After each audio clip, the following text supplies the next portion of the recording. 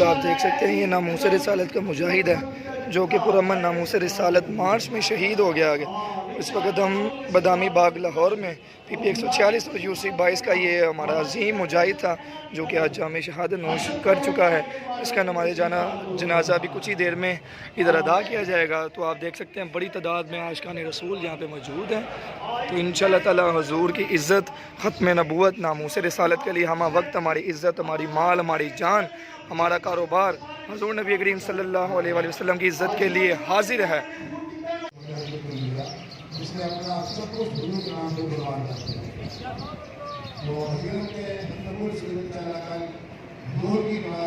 देख सकते हैं PP 146 और UC 22 जो कि नामूस रिसालत पुरअमन मार्च में मोहम्मद अवैस जो शहीद हुआ, आज उसकी नमाज़ जनाजा बदामी बाग में अदा की जा रही है इंशाअल्लाह।